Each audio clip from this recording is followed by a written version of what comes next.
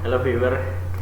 Oke, bismillahirrahmanirrahim. Assalamualaikum warahmatullahi wabarakatuh. Perkenalkan, nama saya Mas Priai, MPM 18310055, kelompok 8, Fakultas Kedokteran Universitas Malahayati, tahun angkatan 2018. Sini saya membawakan penjelasan materi tentang pertemuan 2 laboratorium anatomi dengan judul Cerebrum and System Ventricular. Nah, jadi di sini sebagai pembukaan kita tahu bahwasanya cerebrum atau otak itu sebelumnya ada pembagian-pembagiannya. Nah, di sini kita ketahui ada yang namanya ensefali. Ensefali itu ruang lingkup atau bahasanya kesatuan dari prosencephalon, mesencephalon, terus ada rhombencephalon. Nah, apa sih itu prosencephalon, mesencephalon, rhombencephalon? Kita akan tahu setelah kita bahas. Nah, yang akan ditekankan di sini adalah bagian prosencephalon yang di telencephalon. Nah, tanpa berbasa-basi kita langsung saja ke sobotanya. Sobota edisi 23 halaman 231. Oke, kita buka langsung aja ya. Oke, di sini bagian otak dan keluar, gengs. Nah, seperti yang saya bilang tadi, 231. Di sini ada namanya encephalon. Oke, encephalon. Encephalon ini ruang lingkup. Katakanlah dia tuh kesatuan dari prosencephalon, mesencephalon, dan rhombencephalon. Jadilah otak. Pembagiannya yaitu prosencephalon, mesencephalon, rhombencephalon. Nah, di sini kita bahas tentang prosencephalon. Di prosencephalon di sini ada telencephalon dan diencephalon. Di sini dan di sini. Mesencephalon di sini, rhombencephalon di bagian bawah sekali. Nah, katakanlah prosencephalon bagian paling superior atau bagian atas, mesencephalon bagian tengah, rhombencephalon bagian bawah. Di bagian prosencephalon terdapat telencephalon. Nah, di situ ada diencephalon. Diencephalon itu melingkupi epitalamus, talamus dorsal, hipotalamus. Di sini kita ke pokok pembahasan yaitu prosencephalon. Ke halaman selanjutnya. Nah, di sini kita akan membahas telencephalon. Telencephalon itu otaknya kita, otak besar katakanlah. Otak cerebrum, bahasa lainnya adalah cerebrum. Di sini mungkin kita agak susah melihatnya ya, karena di sini kayak ada ular-ular yang bergabung gitu, jadi susah melihatnya. Nah, ular-ular ini dinamakan gyrus ya. Penamaannya tergantung letak, nanti kita akan cari tahu bagaimana mudah untuk penamaannya. Dari sini kita lihat, kalian harus tahu strukturnya, harus hafal paham sendiri. Nah, di sini yang kita tekankan adalah visura longitudinal cerebri, itu membagi dua cerebrum, dextra et sinistra. Nah, di sini juga untuk mengidentifikasi jelas secara spesifik ini cerebrum apa bukan sih, kita lihat ada dari sulcusnya. Sulcus yang mana? Sulcus centralis. Sulcus centralis ini identik sekali. Kenapa? Karena dia dulu dari tengah, dari median ke lateral. Kalian lihat di sini nggak ada namanya sulcus yang seperti itu. Contoh, tidak ada ya. Nah, sulcus cinguli dia hanya sampai sini. Untuk sulcus centralis dia jauh ke sini. Sulcus procentralis dia dari bawah malahan sampai ke sini, nggak sampai ke median. Kalian tahu falx cerebri sebelumnya, pada pertemuan sebelumnya dia masuk melalui visura longitudinal cerebri. Nah, di sini. Oke, kita perlu ketahui sebagai dasar juga, sulcus adalah pemisah antara gyrus dengan gyrus. Sinistra kanan, sinistra kiri. Cukup dari situ.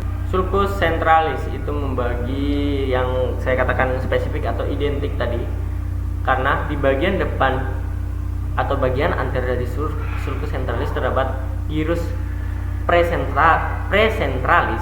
Di bagian belakangnya terdapat postcentralis. Sama aja before after lah katakanlah. Cara mudahnya kayak gini, bagian depannya precentralis, di bagian belakangnya postcentralis. Tinggal dextra, sinistra, hemispherium gitu. Hemispherium dextra, hemispherium sinistra. Contoh penamaannya.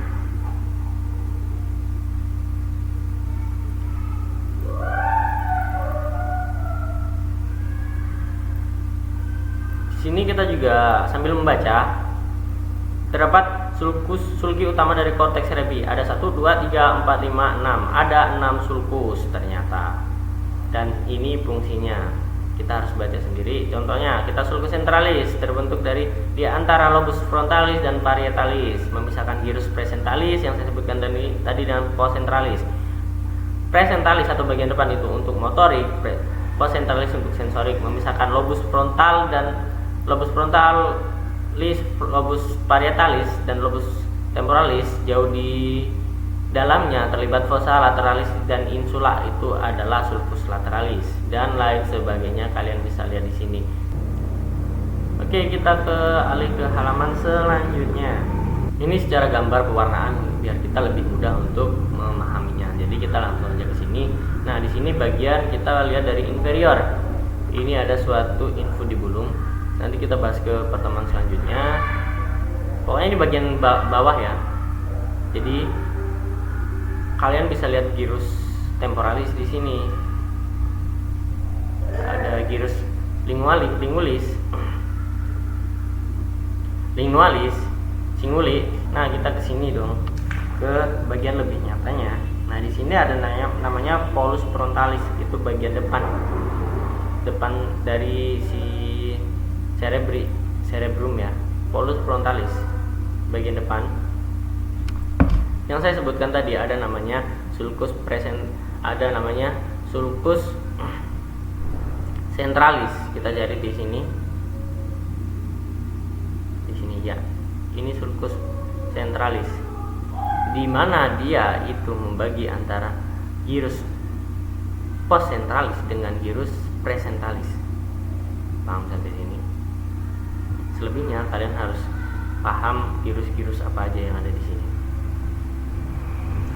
Ketika dibelek atau dibuka, jangan anggap ini adalah otak kecil, tapi kita anggap ini pembukaan lebih kecil lagi, pembukaan lagi ya. Maksudnya jangan anggap ini otak kecil, karena emang ada otak yang selain ini, otak besar, otak kecil. Untuk otak kecil itu cerebellum, untuk otak besar cerebrum. Nah, di sini kita lihat ini tuh hanya untuk bagian kebukanya. Nah, tadi ada namanya gyrus breve insulae, maaf yang saya ulangi, gyrus breve insulae sama gyrus longus insulae itu tidak bisa dilihat secara seperti ini, baik anterior, superior, inferior dan segala macam, tapi bisa dilihat ketika dibelek atau dibuka atau dipotong atau dikatakanlah eksisi seperti itu. Nah, di sini juga ada pemisahnya antara gyrus breve insulae dengan longus insulae. Ada namanya sulcus centralis insulae centralis, sama-sama sentral. Nah, di sini di bagian giri atau gyrus breve insulae itu terdapat 3 bagian. Yang ini terdapat 2 bagian.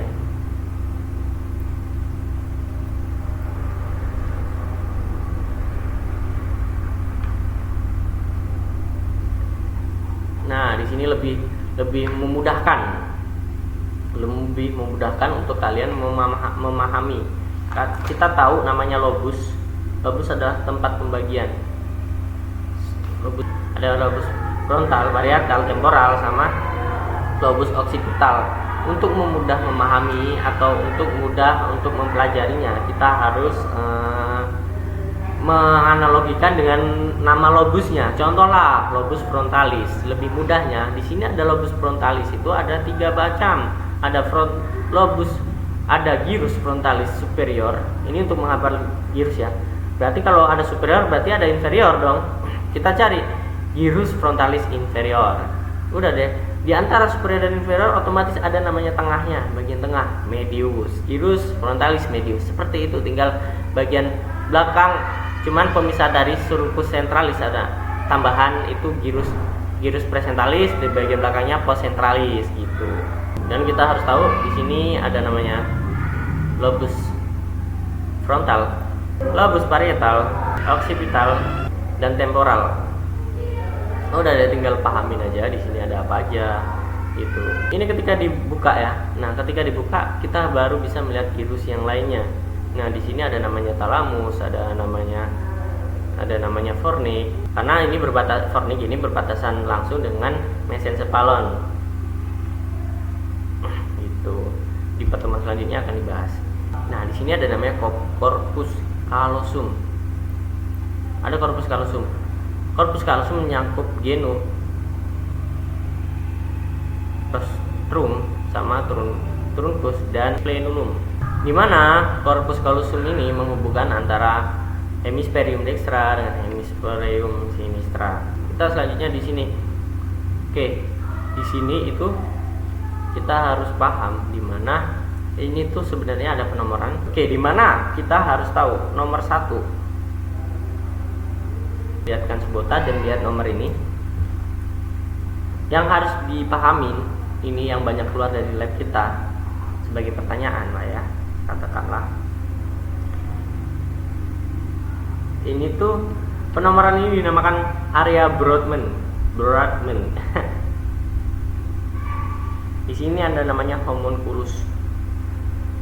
Ini nggak ngada-ngada, emang ada gambarnya homunculus ya. Dia tuh pengingat somatik sensorik. Untuk nomor 1, 2, 3 dari catatan saya itu ada sensori cutaneous dan viscera. Nomor 17 itu pusat penglihatan. Nomor 18, 19, 39 gerak mengamati bola mata tanpa mengidentifikasi sesuatu yang dilihat. 6. Somatomotorik sekunder yang dipelajari sama dengan contohnya dia tuh naik motor kayak seperti, atau dia atletik, atau lebih mudahnya belajar sepeda anak kecil. Nah, ini yang bekerja. Area Brodmann ini yang bekerja.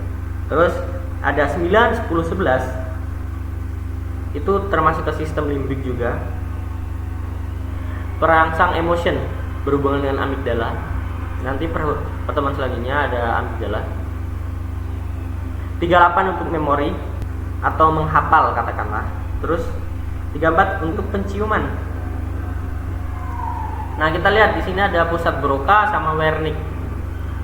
Ditekankan juga Broca dan Wernicke. Broca dan Wernicke, salah ngomong. Broca dan Wernicke, di mana Broca dan Wernicke itu ketika Wernicke untuk bicara sensoris, sedangkan untuk Broca bicara motorik. Contohnya menangkap perangsangan orang berbicara itu bagian Wernicke. Untuk kita berbicara itu Broca. Jadi kita bisa bicara lantang segala macam, tapi kita nggak bisa menyerna omongan orang, itu ada gangguan di bagian pusat Wernicke, area Brodmann. Ini ketika dibelek atau bahasanya dibelek ya. Nah, kita lihat di sini.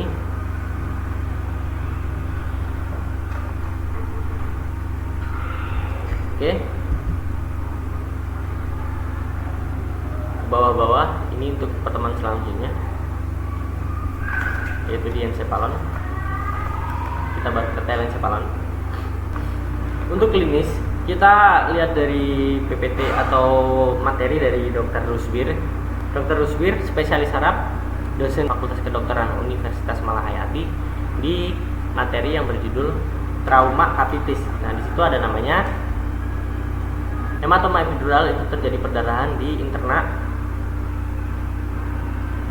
Itu tubula interna durameter sampai tubula interna sampai ke durameter, jadi mempengaruhi si cerebri ini, kegencet bahasanya ya.